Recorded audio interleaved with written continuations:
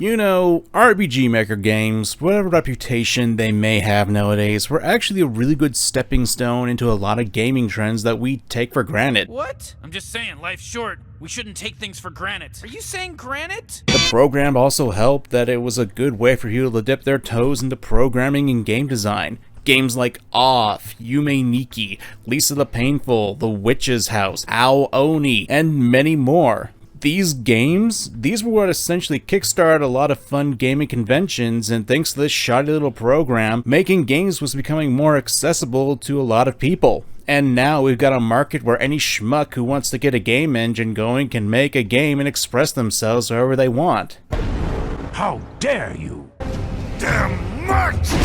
Well, mostly nowadays. The gaming scene being on fire aside, today we're going back to a simpler time. A time of pixel art, cute characters, and fourth wall breaking narratives. At least before they got suffocating. So today, Oneshot.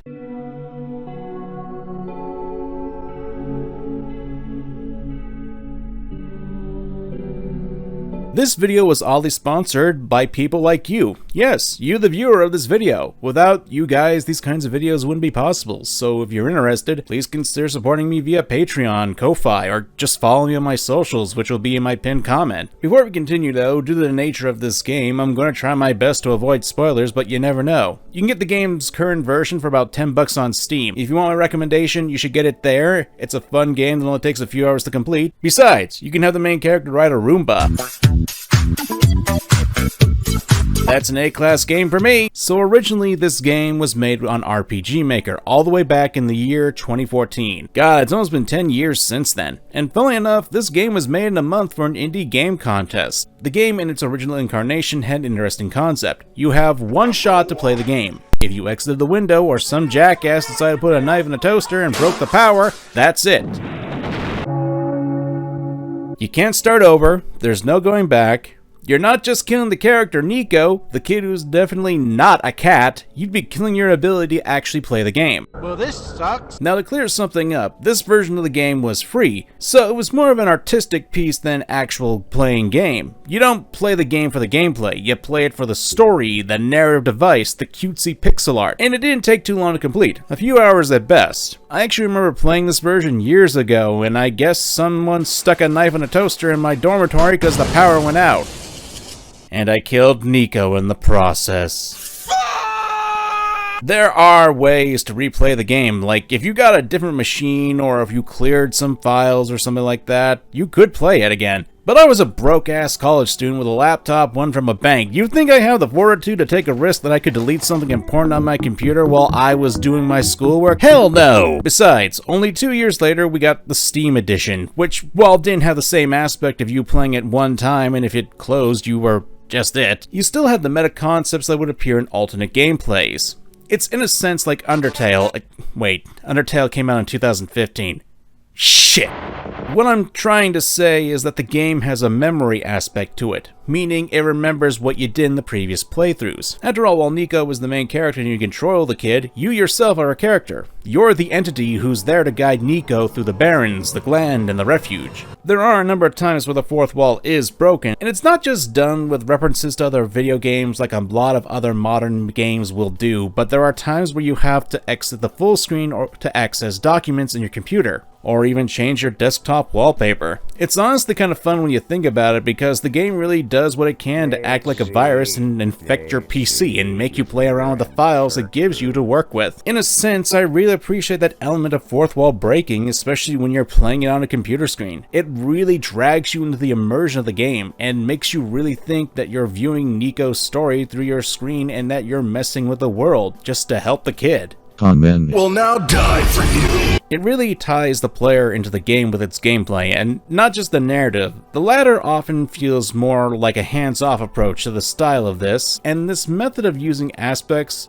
of files the game gives you, which uses the medium but also how the medium is played, it really appeals to me for these kinds of games. I've talked about other games that can break the fourth wall and made references to them.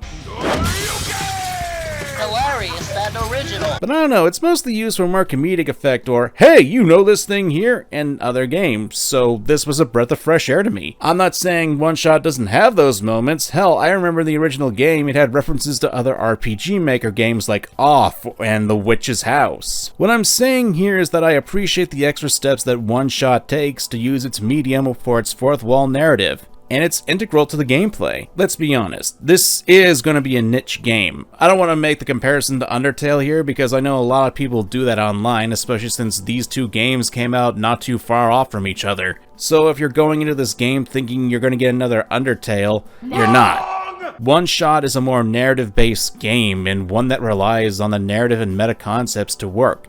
It's for gamers that are more patient-based, that are interested in the quirks of the media. You're not going to get a lot of gameplay here. This is the kind of game where you boot up on a rainy day with a cold drink and you just want to chill with the rain splattering against the glass as you listen to this music. It's a relaxing romp, so if you're expecting a bullet hell or shooting the bad guys, no, there's none of that. It's a game that offers hints for its puzzles, so the idea is that the developers want you to continue through the story. Even the non-meta puzzles aren't that hard to solve and only require a faint amount of thinking. You want an example that doesn't really have any spoilers to the whole narrative? One of the first puzzles is that you get a remote in the first room, but when you open it up in your inventory, there's text on it that you can't read because it's too dark.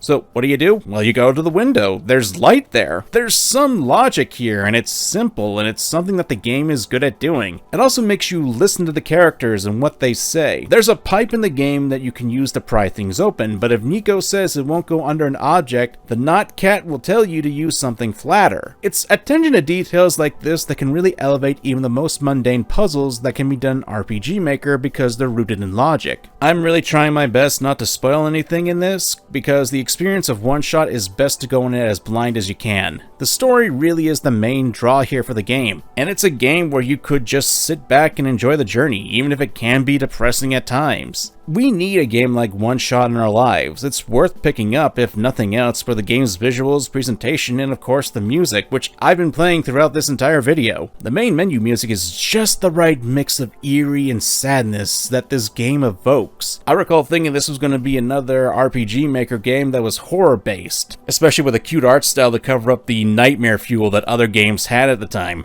I still know a few of those kinds of games. One-Shot is a game that I actually enjoy pretty much, even if it is quite limiting with its narrative at times. It does have a few endings, plus a DLC, and has Solstice. I'm not gonna go into that, but if you guys enjoyed the video, I say go ahead and get it. Like I said, it's only 10 bucks on Steam, so it's a steal. And if you enjoyed the video, let me know, and maybe we can do more RPG Maker-esque games. I'd love to talk about Al Oni or Off. If you want to see a video like that, put in the comments delicious pancakes to show me that you want to see more RPG Maker game videos. I'm MangaKamen, and thanks for watching. Till next time, my friends.